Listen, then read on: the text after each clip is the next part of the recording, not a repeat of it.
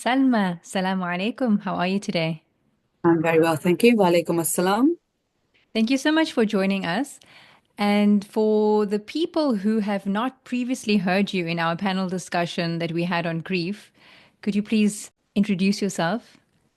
Yes, of course. Now I'm honored to be here. Thank you for inviting me.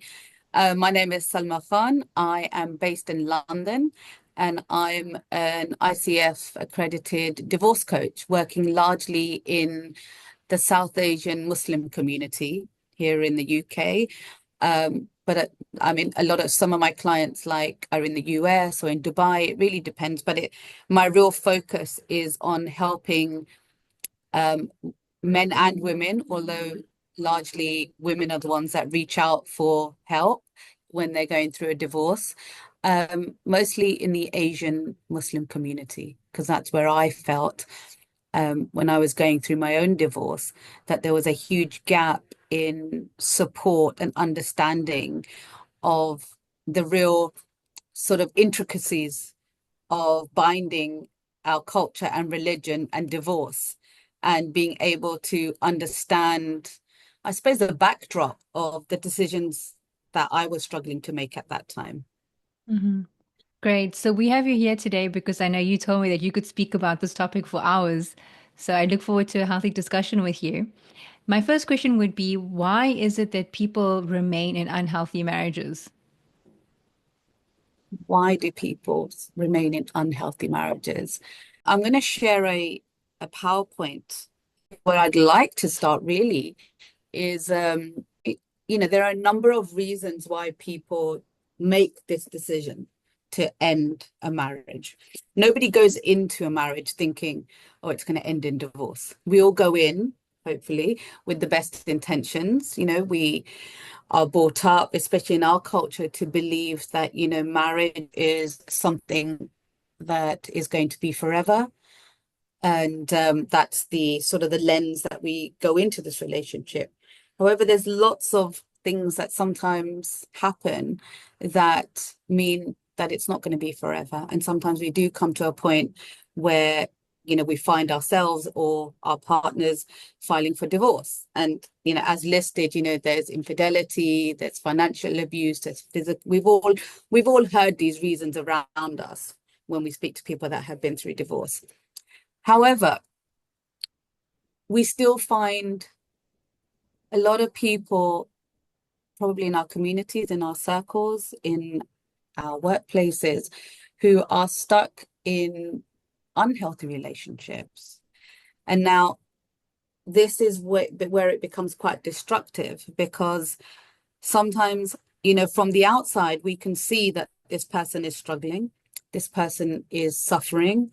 When we're in an unhealthy relationship, I personally don't believe that only one person is suffering. We have both parties suffering in different ways. And even when we're talking about an abusive relationship where one party may be the abuser and the other party is the victim, they're both suffering in different ways. So we need to sort of almost often talk about, well, what are the reasons that people choose to stay in these unhappy, unhealthy relationships? And there's a number of reasons. One of the key reasons I feel in our Asian community by far and is our culture and family pressures. And I dare say, and you may have, some listeners that disagree, but I think crucially, it's the misconstruing of what our religion says about divorce. We are brought up with this belief that, and I'm sure lots of us have heard this, that, the most hated thing in the eyes of Allah is divorce. My take on that is absolutely. But it's not divorce itself that is hated. Divorce is an event. It's sort of like the last event that occurs in a long list of events that have happened to bring us to that point of divorce.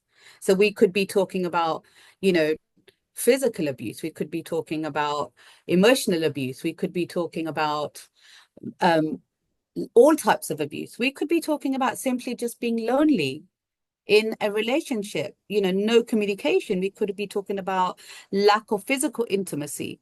All of these things that have brought two people to the point where they can no longer envisage a future together. That's, I believe, what we need to hate, not the actual act of divorce itself. Because actually, I don't believe that any religion will teach us to stay in a place where we are destroying ourselves or in some cases destroying each other. I don't, I can't find any evidence to suggest that. And, yes, of course, we need to try to make things better. We need to work towards trying to resolve whatever issues we may have. If we're talking about lack of communication, if we're talking about, lack of self-worth, yes, we could work on those things. However, it takes commitment from both sides for that to be successful.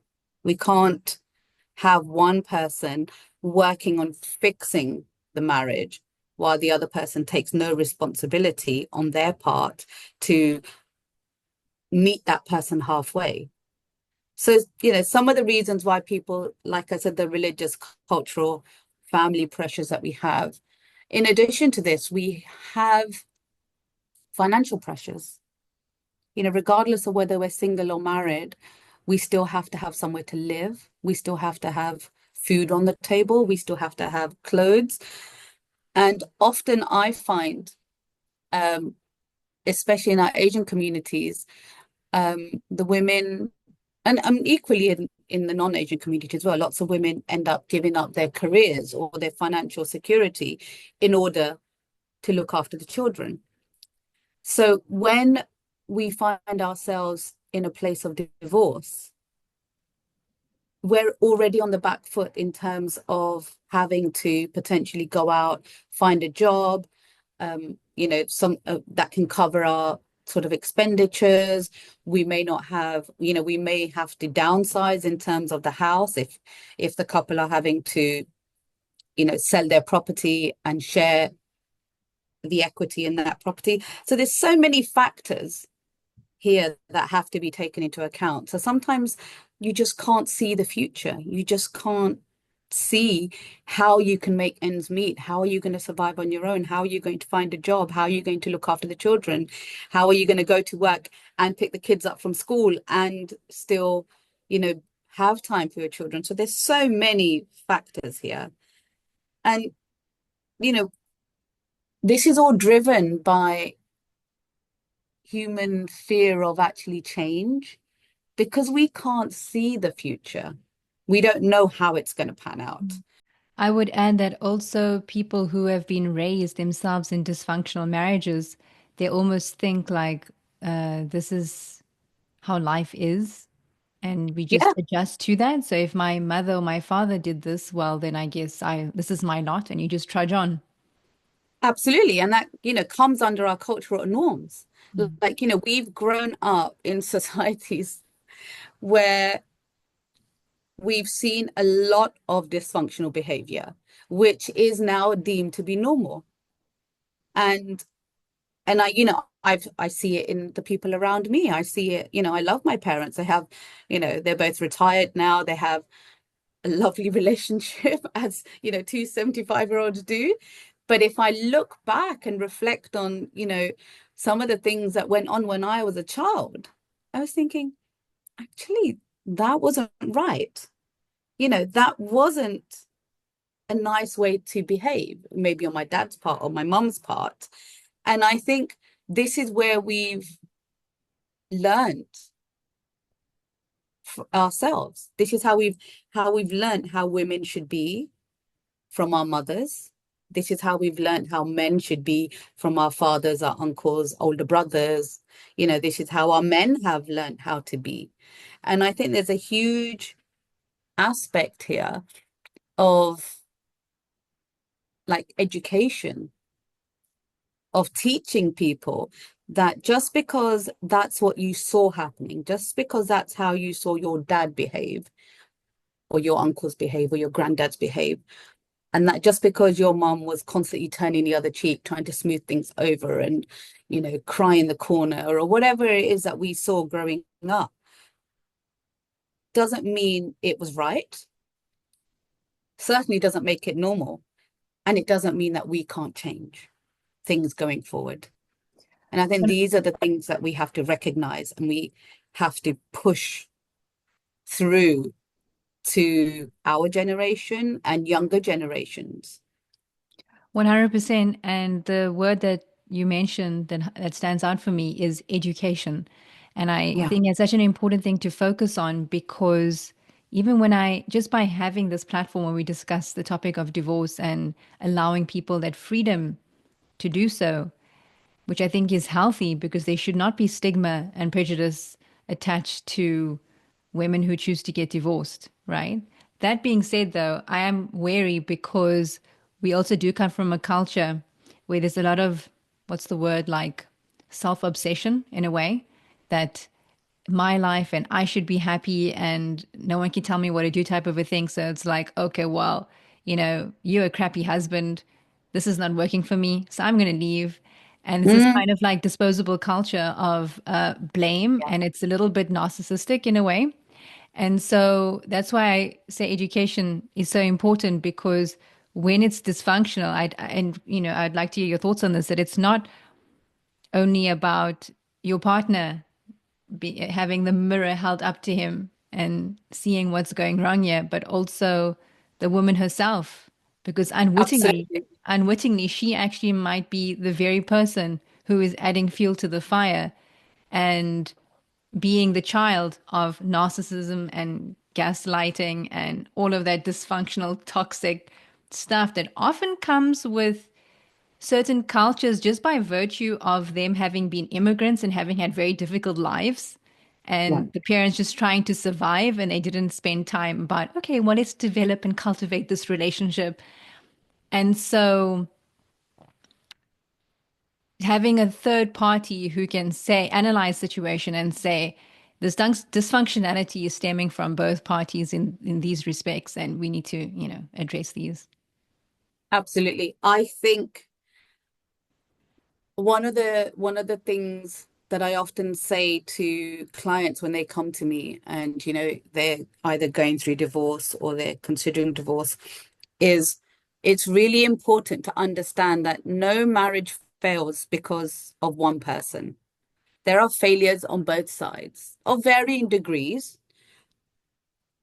and we have to, in order to start on that journey of, I think, recovery from divorce, the first thing we have to do is take responsibility for the part that we played.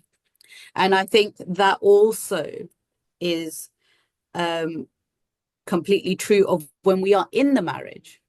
Because what often happens is we are not, the communication breaks down.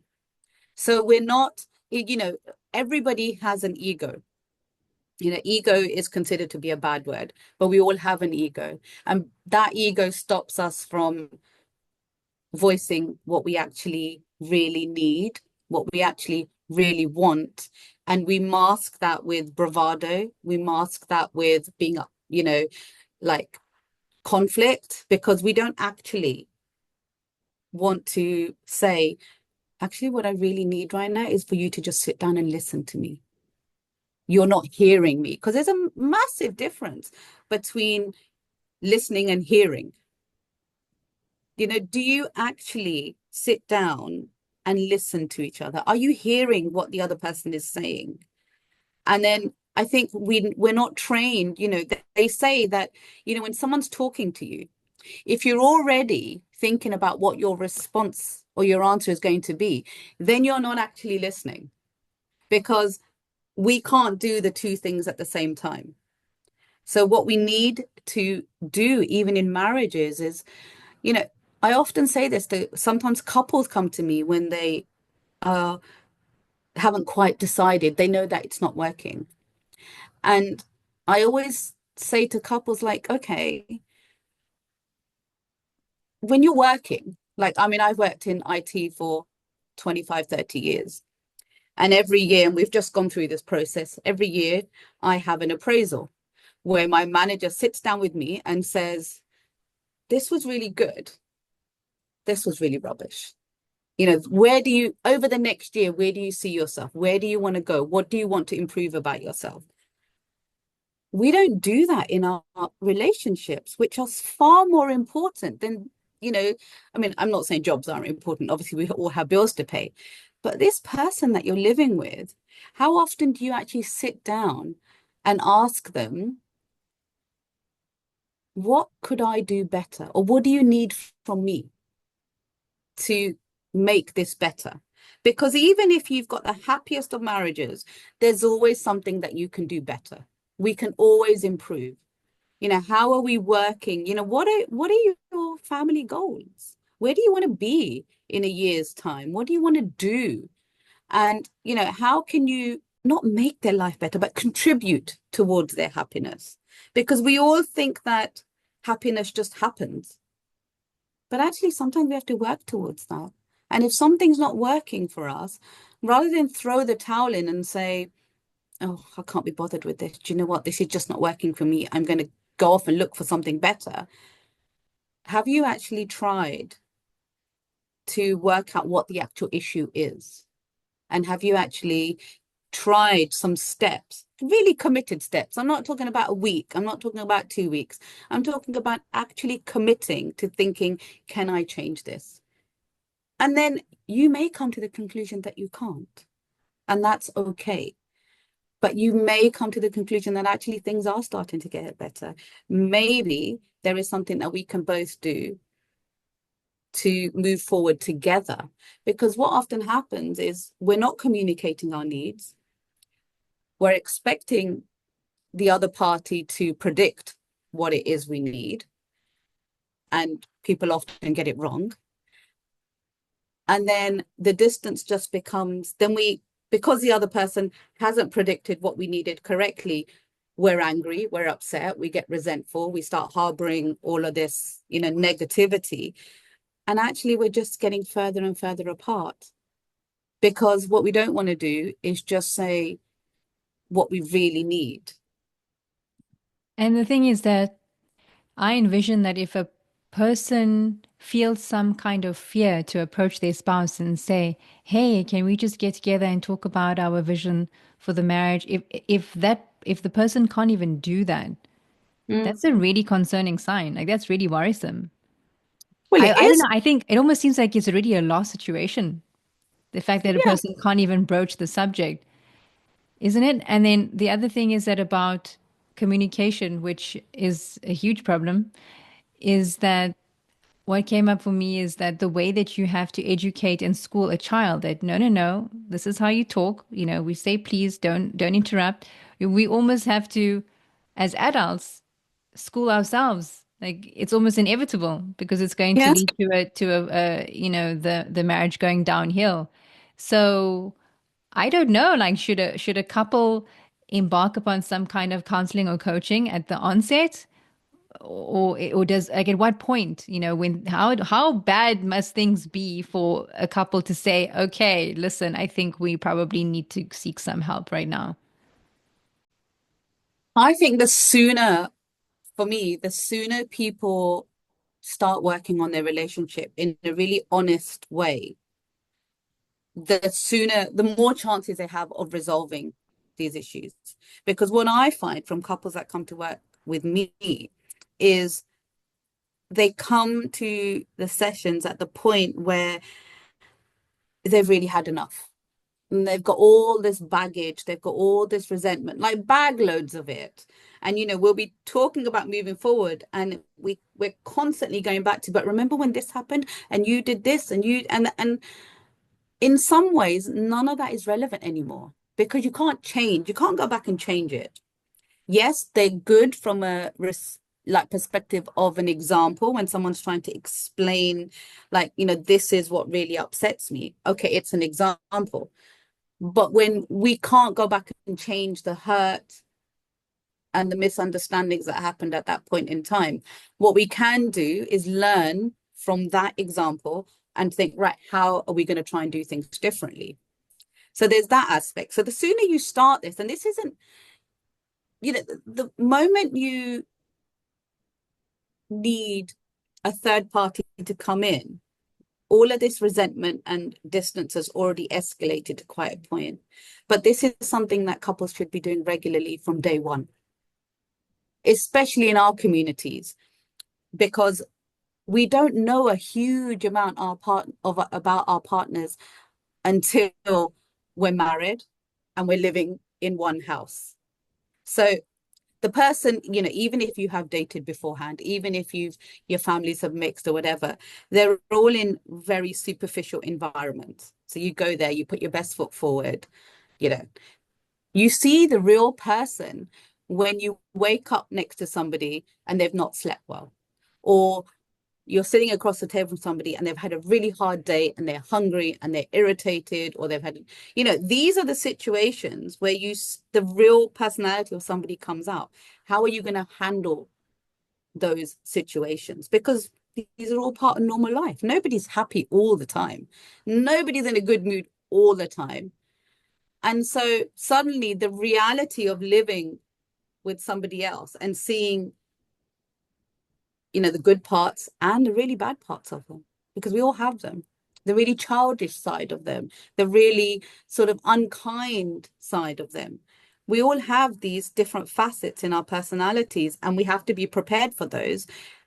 And then we have to be prepared to think, right, how am I going to meet this person when they're in that state?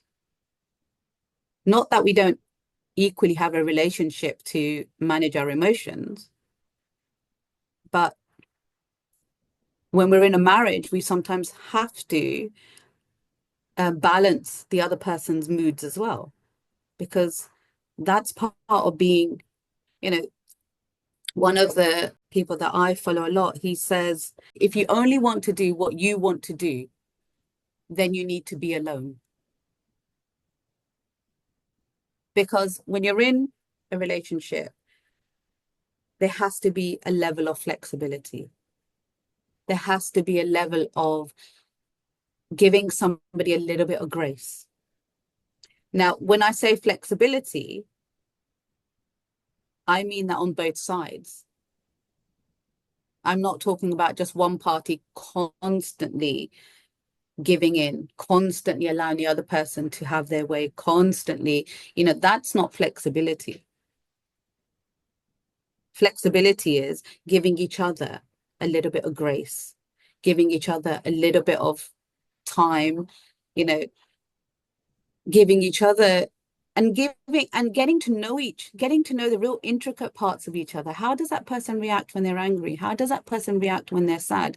How does that person react when they're happy? And what we are looking for is when we have a relationship, we want there to be more good times than there are bad times. So when we look at, I mean, these are statistics. I don't know how accurate they say, the High Conflict Institute gives these statistics that say, if we're talking about good versus bad, the good times should be 80% and the bad times should be around about 20%. If they're the other way around, then there's a big problem. Yeah, so I mean, there's lots of reasons why people stay in unhealthy relationships, but I think the primary ones in our culture are absolutely not having the support of our families, because our families are caught up in their own belief systems, caught up in their own sense of shame that it's going to bring on the family, on the community.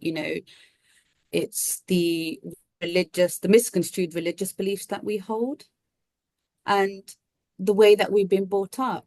Women in our culture are often brought up we go from being dependent on our fathers and our brothers to then being handed over almost to then be looked after by our husbands.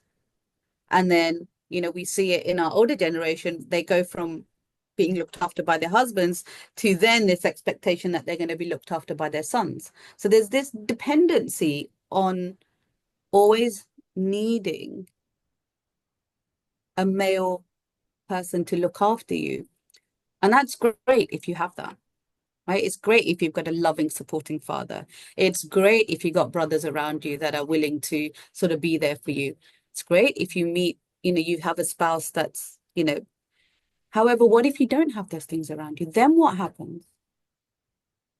So we still have to have a sense of self-worth, our own value as individual women, to know that actually we can do things too. We don't have to be dependent on somebody because we don't know where life is going to take us. And so we should be, you know, cultivating our girls to be strong enough and to be brave enough to be able to face society, to be able to face the challenges that they're going to have going forward, no matter who is there beside them. We have a real sort of lack of confidence in ourselves. And that keeps us stuck, because we don't want to tell our parents what's going on. We don't want to go outside and speak to, auntie and uncle down the end of the street because they're going to be judging us. We're worried about what's going to happen to our children in the event of a divorce. You know, we hear all sorts of comments from family members, children going off and becoming drug addicts or failures in life. But actually, the research suggests very different. The research suggests very differently that children who are exposed, excuse me, to abuse, whether it's mental, physical, or emotional abuse, when they see, this is where they're learning how to be in a relationship. And even if you're not fighting in front of the children, this is the one thing that I often hear, but we don't fight in front of the children. Children know. Children can sense tension. Children can sense what is going on. They're watching how mom and dad are interacting. So to have this notion that children don't know what's going on in a house, which is an unhealthy sort of relationship, is a complete fallacy. Children absolutely know. You can only the example that I often give is if you observe children, I'm talking about obviously the older children, they know the etiquettes of attending a funeral home. When somebody passes away, you walk in and everybody's sitting down and they're praying. If you actually notice, even very, very young children, as you walk into that kind of environment, even the most, yeah, well, I would say, naughty children who generally like you think, oh, they don't sit down, they don't sit quietly. Even those children, for a short while, will actually just go and sit with their parents because they can sense that something's not right here. Something is going on here. I need to sit quietly next to my mom. I'm not just going to get up and start running around the room like I normally would do when, I'm out. So, because children, they can sense these things. They know when there's tension between mom and dad. They know when mom's upset. They know when dad's angry or mom's angry or dad's upset. I'm not suggesting that it's always one way. So when we bring our children up in that unhealthy environment, what impact is that having on your children? They're living in a constant state of fear. They're living in a constant state of sort of anxiety.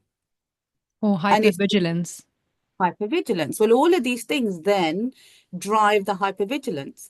And then we have, I can give an example from my own story.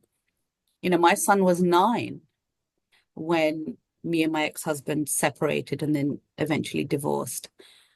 And for the first few years, um, my son was obviously growing into teenagers. He started becoming very angry, but he didn't know what he was angry about. And he would lash out and it was almost like you could see this anger simmering under his skin. And it was all to do with him not being able to understand what had happened at that time. He was too young to understand the dynamics of an unhealthy relationship. But some of the things that he saw were learned. Firstly, there were learned behaviors that I can scream and shout and slam doors and throw things. And, this is how people behave when they're angry. This is how big people behave when they don't know how to articulate themselves, you know. Secondly, it was the anger of not really understanding what had happened at that time, not really understanding like why mum was crying, why dad was shouting, and at that time he had a real sense of protecting me in some ways, which is not what a 9-year-old child should be doing. A 9-year-old child should be out playing football and causing havoc and, being annoying, which is what 9-year-olds do. 9-year-olds should not be trying to smooth over conversation at the dinner table. They should not be soothing their mother because their mother's crying because she's upset. These are things that we should not be exposing children to under any circumstances. And if we're doing that on a consistent, like, period of time, what impact is that having on that child's mental health? What are they going to take into their relationships when they grow up? If what they've learned is that tension, fights, arguments, or even if we don't have the fights and arguments, the lack of communication is normal, then that's what they're going to take into their future life because that's where they've learned how to be a loving, healthy family. And that is going to be their blueprint. So it becomes a cycle of what they take forward into their relationships. And that's one of as far as my decision to file for divorce, because I struggled with the decision for many years. And I would say that it took me at least 2 or 3 years to finally take that step. I knew I absolutely had to. Nothing was changing, no matter how hard I tried. And it was actually when one of my colleagues at work said to me, "So if you stay in this relationship, in this marriage," and my colleague, he was more than a colleague, he's a very close friend. He knew my ex-husband, so we used to socialize as families. So he knew our household. And he said to me, "What do you think your daughter is going to learn when she gets up, grows up, and gets married? What is she going to learn about the way that women should be treated? And what is your son going to learn from this? If you stay in this marriage, what is your son going to learn in terms of how women should be treated?" And I think for me, that was a turning point because when I actually considered the answers to that, it was incredibly scary for me to envisage my daughter going through what I was going through was much more unbearable than me going through it myself. I didn't want that for my daughter, and I certainly don't want that for my son. And it's something that we have lots of conversations about. I always tell him now that you are the only role model in this house. How you treat your sister is how she will believe men treat women. So you have to treat her with the utmost respect and the utmost compassion and empathy so that she knows that she's important. She knows that when she goes on to then meet her future life partner, that's how I want to be treated. I want to be treated with somebody that deserves respect. I want to be treated somebody that deserves empathy and compassion and safety and deserves to be in an environment where she's not scared. And these are things that, I want everybody to consider that when you stay in an unhealthy relationship, yes, it's destructive to us, on every level, emotionally, physically, it's destructive for a lot of people. but what impact is it having on the next generation? And that's what I think for me was the real deal breaker. I did not want my children to grow up thinking this was normal. I think, I know that the talk was supposed to be largely about shame and judgment. And I think that was a massive factor in some of the reasons that I stayed. I was scared of being judged. Um, I was incredibly ashamed of the situation that I'd found myself in. And I think it was made worse by the fact that to the outside world, I was not a pushover. I was not somebody that you could um, like sort of bully. I wasn't that. I was working for a multinational professional services company. I had a team of 15 people under me at that time. I was running projects, across the world. I was confident. I was educated, so there wasn't a lack of education here.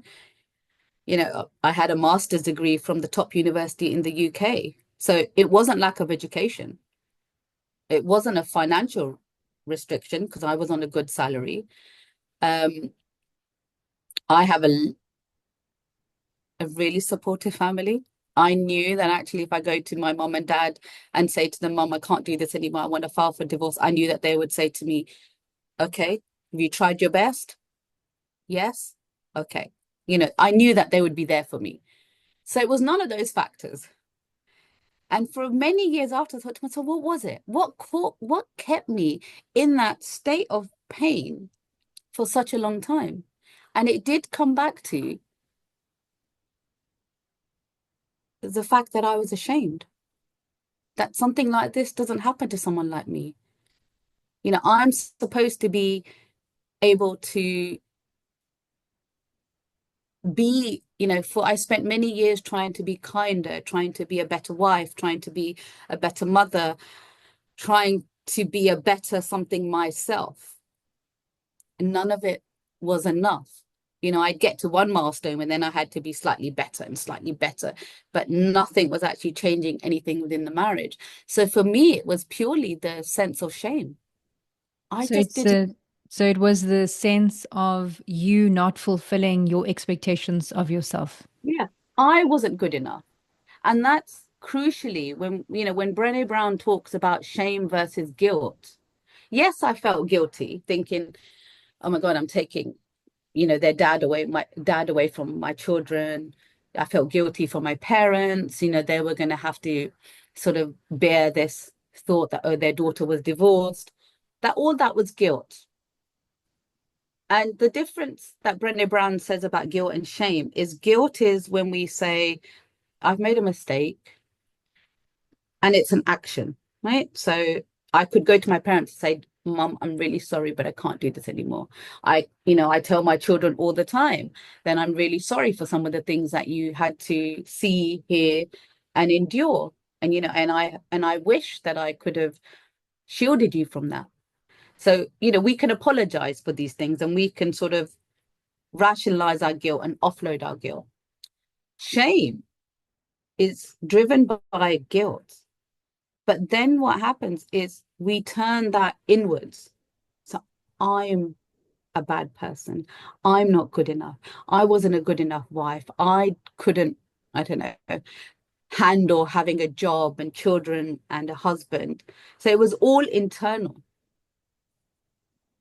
And I could not, although I knew that the factors that were feeding into this bad marriage weren't just about me, there were two people in this marriage.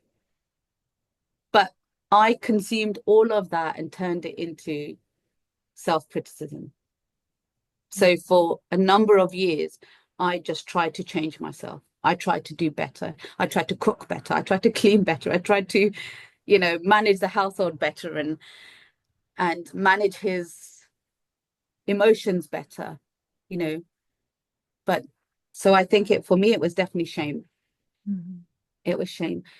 And actually, one of the things, the other things that Brené Brown says is that shame thrives um, if you feed it with silence, secrecy, and what is the third thing? I wrote it down earlier, and judgment. And on my part, there was definitely self-judgment because nobody knew what was going on in our household. I would step out the door in the morning and the armor would go on. I had to go to work. I had to look after the kids. I had to go to school and drop them off, and I had to go to my parents and pretend that, we were living this happy, joyful life. So it was it was almost like the shame got worse and the abuse got worse because of the silence on my part and the secrecy that surrounded it. I didn't want anyone to know. So there was no one to hold both either of us accountable because we didn't want to go out and tell the world that, well, this isn't working for us. It's actually a really unhappy household. So I think when we take away the silence and we take away the secrecy and we take away the judgment and we allow people to come forward and say, this is really rubbish. I don't know what to do. Can you please try and help me? Without saying to people, well, that's, you just need to be patient. You just need to be a bit more patient. You just need to be, you know, just manage his moods or manage her moods or just, no, that's not advice.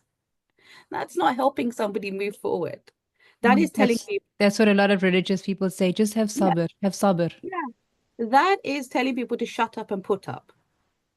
And that doesn't move us forward, right? So even with the word sabr, which is used a lot in our communities, what does that actually mean?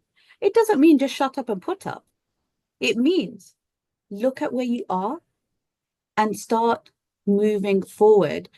But at the same time, we put our trust in God. We put our trust in Allah that, okay, I'm going to start moving forward. And if it's meant to be, He will move me in that direction. We have to have that level of trust to say, I don't, I don't know where this is going to go. I don't know how this is going to work out. I don't know how I'm going to manage the kids and, my job and the house. I don't know. But what I do know is that Allah will not abandon me. And somehow I'm going to make this happen. And I think once I had taken that step and said, right, that's it. I'm I don't have anything else to give. I think from there it was almost as if movement started happening, things started happening. And I'm not going to sit here for 1 minute and say it was an easy ride. It absolutely wasn't. It was painful and heartbreaking and but I believe that for my children and for myself and for my ex-husband, all four of us are in a much better place. Because I think if we had stayed together, we would have destroyed each other and we would have destroyed the children in the process, who are the innocent parties here. Now they have a relationship with their dad, they have a relationship with their mum, and they have learned to accept and manage that. And I think children are very resilient. Children are much more flexible than we are. I think they bounce back much quicker than I did.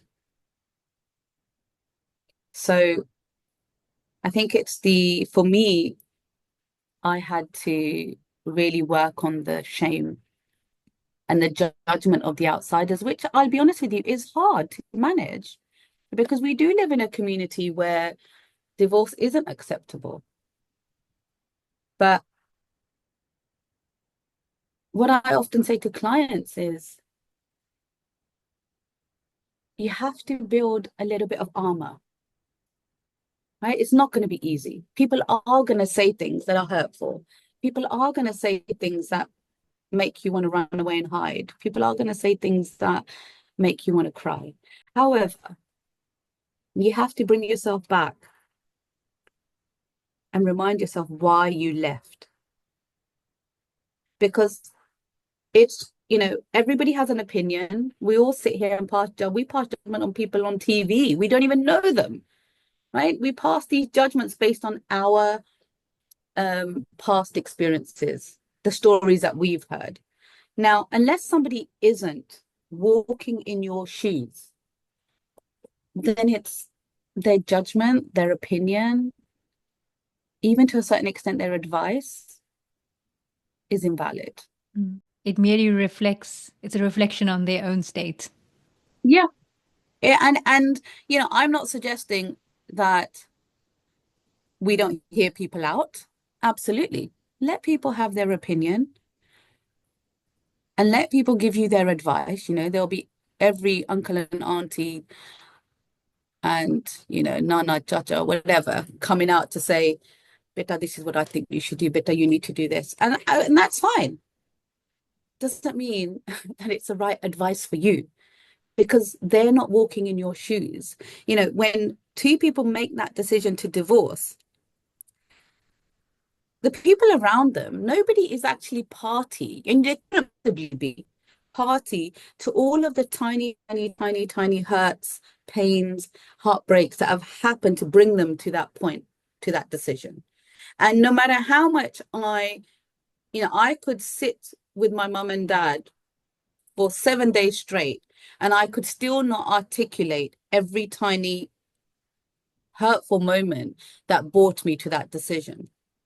Therefore, nobody except the two people within that marriage are in a position to make that decision because they're living that life. They're living those moments where you're breaking each other, you're hurting each other, the lack of communication, whatever it is that has brought you to that point. There's so many reasons. But no one else is ever going to be party to that. They're never going to quite know the intensity of what happened between those two people. So why would you then allow those people to make a ruling on where you should be in your life? So sometimes we have to take these decisions and run with them because we've tried, I don't deal with many young people. Most of my clients are our generation. I've yet to come across a single person that's come to me that has just got up one morning and thought, I'm going to file for divorce. This is something that's been simmering and simmering and simmering for months and years until they find the strength to finally say that out loud. So, these aren't people that have just decided on a whim. There's been numerous, hundreds of sort of misunderstandings that have led them to this point where there's no going back for them. Mm. Salma, thank Does you for sharing so vulnerably your own situation. I think there's also merit in doing a lot of what is it called? Self-study regarding spiritual psychology. Because as you're talking about shame, for example, I know that if you're familiar with the Enneagram, there are certain personality types, such as the Enneagram number 4, where they are entrenched in shame. Like they have this belief that there's something intrinsically wrong with them. Mhm. So this is the beauty I find in studying these things. It's because it's like a mirror that's being held up and you can see, oh my gosh, like that's me. That's exactly me. Yeah, So then that in a way almost empowers you to yeah, step out of it or to navigate it yeah, more wisely. yeah, Self-study. Hmm. absolutely. And I think self-study is something that we should be doing regardless of whether we're facing a challenging situation. It is something that we should always be looking, I think when I really believe in our body is always speaking to us. When somebody's crossing our boundaries or making us feel unsafe or any of these things that kind of, what we often do is we ignore those feelings. We push them aside and we think, no, no, no, let's not go there. But actually, we should absolutely be going there to find out what's going on for us. What belief system here has been breached or triggered? So if we're thinking about, how do we move forward from the beliefs that we hold? And I think if we're gonna talk about moving forward from the beliefs that held us in an unhealthy marriage, first and foremost, we need to find out what those beliefs were. Right? What kept us there? And that takes self-reflection. It takes taking responsibility for the part that you played. Like, even I'll be honest with you, I've worked with clients that came out of an abusive relationship. And when I say to them, okay, I want you to consider what part did you play in this? And very often people think, but I was a victim. I didn't play a part. No, we did.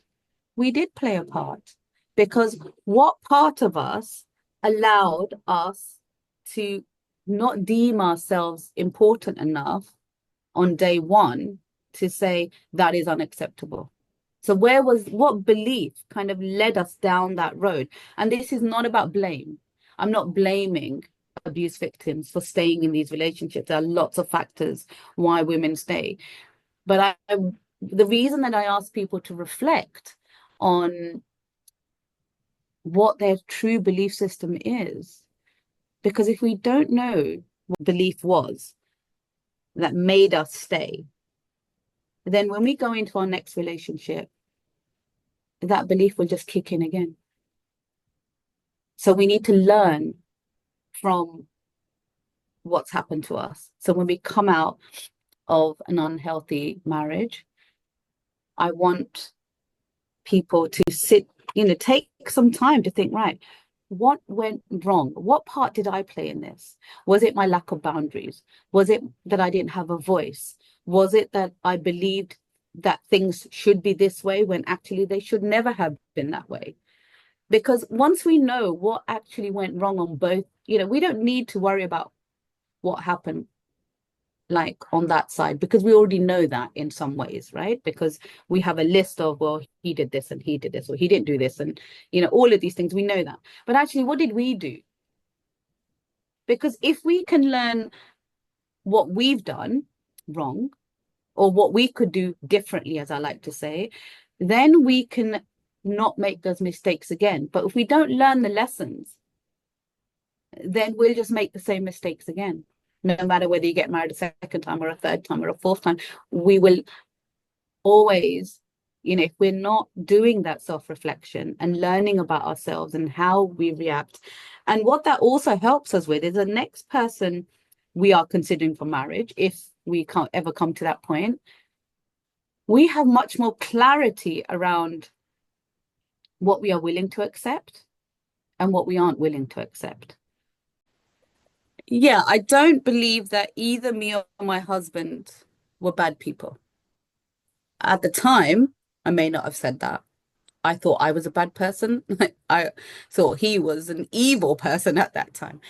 But having had time to work through why I behaved the way that I did, why why things panned out the way they did, I now know that actually neither of us were bad people.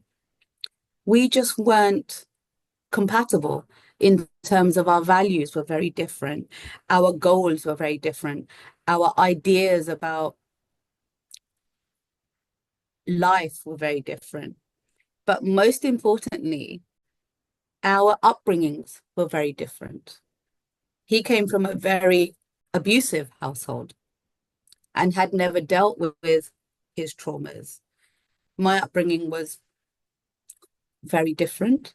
I had different traumas, like we all do, but I hadn't been exposed to the kind of um, anger and fear and violence that he had been exposed to. If we're not able to reflect on where all of these emotions are coming from, then we're not able to change them. So I don't believe that he was a bad person now. whenever we do speak, we don't speak very often. I do always say to him that you need to go back and you need to revisit those years and you need to work out what happened in those years because that will help you move forward in your future. And it's the same thing that I say to my children. I'm a great advocate of therapy. I tell everybody, if somebody says to me, I don't need therapy, my answer to them usually is, you're exactly the person that does need, anybody that says, I don't need therapy is usually the person that does, because I want to get rid of this notion that, you only do therapy when you hit the ground or when you're so desperate Mm. that you want someone to give you solutions. Therapy doesn't give you solutions. People come here to my practice and want me to fix their marriage. I can't do that. I can help you guys recognize what you're doing wrong. I can help you make a plan as to how you might do things differently. The responsibility sits with you to implement those things or not. Salma, are you able to read out this list for the reasons that people choose to stay in an unhappy relationship, just for the benefit of those listeners who are listening only and not viewing? Yes, of course. So some of the reasons, obviously it's not a definitive list. I'm sure there's lots of other reasons that people choose to stay in unhealthy relationships is financial constraints for the sake of the children. Sometimes we may have joint assets or a joint business that we share. Our identity, we don't have an identity outside of our marriage. We are, a wife, a mother, a spouse, and we can't envisage what that would look like if we weren't in this marriage. Fear of change, fear of being alone, fear of hurting our partners, disappointing them, breaking their hearts. Security that marriage brings us, even if it's in an unhealthy way. One of the things about security, which is quite important, is we get used to things that are familiar. Because we fear change, we like to be in a place where things are familiar. So when we're in an unhealthy relationship, sometimes just the fact that we know what's going to happen day in, day out is what keeps us in there. Because knowing is far less scary than what might happen if we leave. Because then we have no idea. It's like just feels like a black hole. Mm. We are So creatures of habit. yeah. So even though it may be not a nice normal, but it's normal for us. So, and then we have like the different types of attachment styles, which I think we'd probably be here like for many more hours. So we try and cover that in a separate video. We Uh, absolutely should. It's a fascinating topic. and then what some of the ones that we've covered already is the family pressures, cultural norms. And when I talk about family pressures, the one thing that I wanted to cover actually in our communities is also marrying within families, which just makes divorce that bit more complicated. And, because, we all know that in the Asian community, we don't just marry the other person, we're marrying their whole entire family. And if that other person happens to be your uncle's son or your, you know, auntie's son, and then suddenly the prospect of divorce is not only going to be these two people separating, but it's actually going to cause these massive rifts within families. So that also sometimes keeps people stuck because they don't know how to get out of this really complicated like dynamic that they found themselves in. So that, I would say that family pressures, cultural norms, and then there's the religious beliefs, which we've covered quite extensively.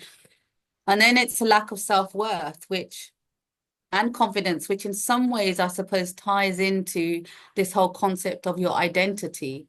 Like, where is your self-worth? Do you even have any self-worth? Are you important? Because women in our communities are also brought up to be the least important person that they should be worrying about. Women in general, basically, they will look after everybody else before they sit down, exhausted at the end of the day with a cup of tea and might have 5 minutes to themselves because we don't deem ourselves important. We're not brought up to believe that actually I deserve a massage today. And that's something that I've really had to train myself to do. I do now think, actually, I deserve a day in bed. I deserve to treat myself occasionally. I deserve to be able to say, no, kids, I'm not going to do this today because mommy's tired. Even something simple as that. We don't allow ourselves that level of self-love because it's always somebody else is more important. Somebody else's needs are more important. And so, that all ties into identity. What does being a mum, being a wife, what does it mean? Does it mean sacrifice? Yes, there's a certain level of sacrifice in any relationship, but it shouldn't all be a complete sacrifice of everything that we need and want. Yeah. So just on the topic of shame and guilt, there's a great short 2-minute video by Brené Brown, which would be great if we could just add a link to the video at alongside this, so that Yes. there is a full video, which I think is a TED talk that she did, which is about 20 minutes, which obviously if viewers, I really recommend they should listen to that if they're struggling with shame and guilt in any area of life. It doesn't just have to be divorce. She doesn't focus on divorce. She just talks in general about shame and guilt. I mean, moving on from here, we've talked a lot about why we stay in unhealthy relationships. We've talked a lot around shame and guilt, which I know is such a intense emotion that many of like my clients, myself included, feel. But I think what I want to move on to is, what do we do to move on from all of this sense of shame and guilt? Again, like I said, I could talk forever, but this is one of the screens that I thought is really important, because we talk a lot about, we did mention the culture and religious beliefs and how they reinforce that, considering leaving a marriage makes you a bad person. And I wonder how many of these we've heard over the course of our lives. We all know, having watched any Hollywood movie, I suppose, this whole concept of till death do us part, that is sort of like, even without any, I suppose, equivalent in our religion, that's what we go into marriage thinking. I know I certainly did, thinking, yeah, well, we're going to grow old together, right? We're going to be together forever. And, this whole concept that marriage is supposed to be forever. And then we have your Disney movies, pushing us this rhetoric of, well, and they all went off and they lived happily ever after, no matter what the struggles were, they worked through them and they go dancing into the sunlight. This is what's constantly feeding us as we're growing up. So nobody has to tell us these things. We're taking this in like a sponge from such a young age. I can't remember a single day where my parents would have said this: divorce is the most hated thing in the eyes of God. Where did I learn that? I actually don't know where I heard that. I had just heard people talking about it in social settings, aunties and uncles at weddings and funerals, and, gossiping about somebody that maybe have just had divorce. And nobody actually ever sat me down and said, do you know what, Bita? I know you're planning to get married, but I just wanted you to know this line. Because so we kind of take all of these beliefs in from around us. And the number of times, I suppose, during my growing up, I'd heard the word broken home. Like, what is a broken home? A broken home is not one that doesn't have mom or dad. There's lots of scenarios why mom and dad might not be in the same house. Spouse might pass away. Spouse is working abroad. We have this whole numerous families, especially in our countries, where the father goes off to earn a living. He may come home once a year. He may come home once every 3 years. So that's not considered a broken home. But if two parents decide that they can't live together anymore and they need to go off and live in two separate houses, that's considered a broken home. So, we hear this word all the time. And I don't know how many times I've heard my mom say this a lot. Marriage is never easy. Like, these are all of the things that keep us stuck because these things we've heard them and we've been taking all of this information in. Doesn't even matter whether whether we agree with it or not. It's just sitting there somewhere in our subconscious. We've read it, we've heard it, we've seen a Disney movie, we've seen a Hollywood movie, we've heard uncles and aunties talking about it. We may not even have been part of that conversation as children, but we've taken all of these beliefs in and we've stored them somewhere deep inside. And now they govern the way we feel about our today. So, how can you move forward? First and foremost is start questioning those beliefs. Even in a religious context, how many times have we sat in a room full of uncles and aunties, or even people our own age, and they'll say something that they think is true about our religion, and it absolutely isn't. It's just something that they sort of learn as they were growing up, maybe in the playground, maybe from their cousins, maybe from their moms.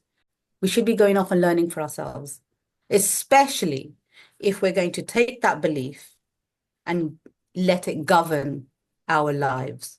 At least find out if it's true. And I think crucially is, what is the impact of holding on to that belief? What impact is it having on your life? And I think that's, when you look at the consequences of these beliefs, then you can start questioning them even deeper. Like, what is it? Like, so what if you let go of that belief? How would your life change? So that's sort of like how you can start moving forward. And the way that we start questioning beliefs, a lot of the things that I do is when we have that sort of negative talk going on in our head, I find that a lot of the times we're asking a lot of questions or we're making statements to ourselves, that evil person that sits in all our heads that tells us that, we're rubbish and we're failing and all of these things that go on, is actually we ask a lot of questions, but we don't stop to answer them. So start writing those down. What are the comments that are coming up? What are you saying to yourself? And I mean, I have a rule now, and I enforce this with everybody that comes into contact with me, and I'm sure they get really irritated by me because sometimes people don't even realize how nasty they're being to themselves. And I always say to them, would you say that to me sitting across my dining table? Would you, and they'll stop and they'll be like, what do you mean? And I said, that comment you just said about, whatever it might be. I said, would you say that to me? And they look at me and they say, oh, of course I wouldn't. That would be really mean, wouldn't it? And I'm like, well, why would you say that about yourself then? First and foremost, if there is that rhetoric going on in your head, if you're not going to say that to your daughter or your mother or your best friend or the person standing behind you in the supermarket, then don't say it to yourself. And if you are saying it to yourself, question it. Start answering the questions. Why are you so stupid? Okay, let's answer that question. Why am I so stupid? Because when you actually start answering the question, you'll realize that you're not stupid, right? And even if you made a stupid mistake or a stupid decision, then what would you do? You show yourself some compassion. It's okay. It's fine. I made a mistake. We're human beings. We're wired to make mistakes. But so self-compassion, questioning, and just empathy, just saying, like, okay, I do feel guilty about this. I feel guilty that my children are having to spend the weekends without their dad. But you know what? They got next weekend to spend with their dad. So I'm going to make this weekend special. Yes, I feel shame about some of the things that I said and I did or didn't say or didn't do. But you know what? It's okay. I made a mistake, but I'm not going to hold on to that and mean that it's going to stop me from moving forward. I'm going to talk about it. I may even go and apologize if I found it in myself to do that. But first and foremost, it's about having those open conversations and accepting what is it that you feel ashamed of? What is it you feel guilty about? What is it that you believe? And answering those questions. That's self-reflection. Because asking the question is the easy part. Finding the answers to those questions is hard. And you may not find it the first time you start answering it. I often say to people, when you're journaling, just write. Don't, no one else is supposed to read that. So don't think that it has to make sense. Don't think that it has to be ultra kind and ultra nice and, all of that stuff. No, say what you want to say. And if it doesn't make sense, it's fine because you've offloaded it and then you can start making sense of it. So these are all things that I believe help us move forward from all of this. Because if we can talk about it to ourselves, because we're the only people that actually, I am the only person that really needs to understand me. But if I don't understand myself, how on earth can I expect anybody else to understand me? Because I don't even know what I'm thinking. Or what I don't even know why I'm behaving a certain way. I don't even know why I'm doing something, but I expect my partner to know. I expect my children to know. Why? If I know, then I can explain it. Right. So what you just mentioned about moving forward was specifically about moving forward from being in a place of shame and judgment, whether it's self-judgment, right? Or judging your situation. So in closing, let's end up with some advice. And I see you've got the slide that what's the difference that will make the difference? Yeah. Hmm. And I always talk about baby steps. You know, we have to take, when we're in this state, we we want to feel better, right? We want to feel less shame. We want to feel less guilt. We want to get rid of all of that. But it doesn't happen overnight. This is, it takes time. Healing takes time. The learning process takes time. And we have to make tiny steps forward in order to, we might, often we take 2 steps forward, we might end up taking 2, 3 steps back, but then we get back on there and we start moving forward. And eventually you find yourself, you've done a meter, you've done a mile, you've gone forward. And I think the things that we need to do is first and foremost, just be kind to yourself. Just be compassionate, kind to yourself. You are upset, you are sad. There's so many emotions that you are entrenched in when you're going through a divorce. I mean, there's no one emotion. It could, and sometimes they're all happening at the same time. It's almost like someone's thrown you in a washing machine and you're kind of knocking this way and that way, and it's anger and it's sadness and it's heartbreak and it's resentment. And then one minute you're happy and next minute you're crying. So, we kind of think to ourselves, it's just so much going on at that time. And I think to accept that you're going to be kind to yourself and say, do you know what? Right now, I've got every right to be angry. I've got every right to be sad. It's okay. I'm going to look after myself right now. If I need, what I call a duvet day, I had many of those during my divorce where I would just ring my manager and say, I really can't face the world today. And he'd be like, go back to bed. So I'd drop the kids off to school because obviously that was something I had to do. And I'd come back and I'd crawl into bed and I'd just stay in bed.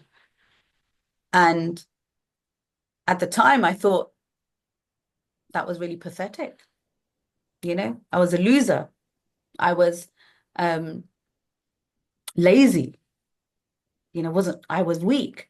But actually, no.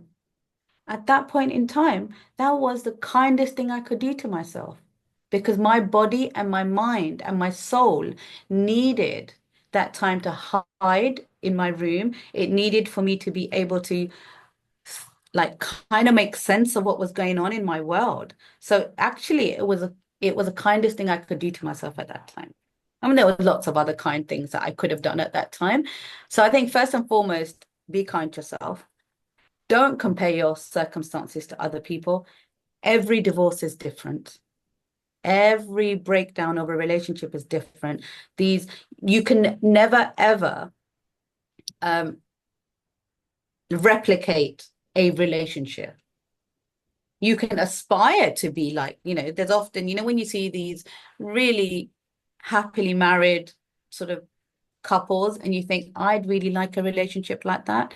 You can replicate, you can aspire to be like that. It'll never be the same because you're two different people, different upbringings, different belief systems, different values, different personalities. There's so many differences that go into play. So, in that same respect, no two divorces are the same. So don't compare your circumstances because that only leads to further resentment. It leads to a lot of self-hate. Or look at them, they're so happy, they could do it. Why couldn't I make it work? All of these things that people often say to themselves, you know, I wasn't good enough. I that's what it comes down to. So, and get your support structure in place early. Don't do it by yourself. We were never meant to get through these kind of situations on our own. If you've got a really close friend, confide in them, lean on them. We all have those people in our world, hopefully, that you can call up at 3 o'clock in the morning when you're having a really hard time and they'll answer the phone. But be selective. Don't just tell your sad story to everybody because everybody is not in your inner circle. Decide who's in your inner circle. Your family might be your sisters, might be your parents, might be a colleague at work, but someone that you can trust and someone that can be there for you. And actually, very often at that time, you don't actually want advice because there's lots of advice coming from the solicitor and this person and that. Sometimes what you really need is just someone to just listen. So tell your support structure that. Tell them quite clearly, I just want you to listen to me. Let me just offload. And, part of that support structure may be a therapist or a coach, if that is required. But get your support structure in place early and accept that nobody's perfect. You weren't perfect. Your spouse wasn't perfect. Your parents weren't perfect. Nobody was perfect. So forgive yourself, learn the art of forgiveness that it's fine. It didn't work out.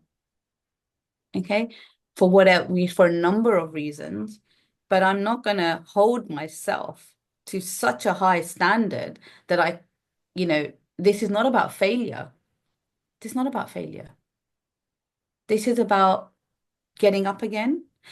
For me, failure is if you go down and then you stay down. That's a failure.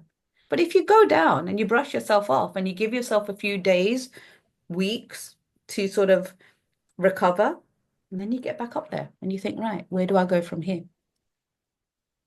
And, again, part of that nobody's perfect is we all make mistakes. We all do things and say things. If anybody tells you that they don't make mistakes, they're just lying for starters. We all make mistakes.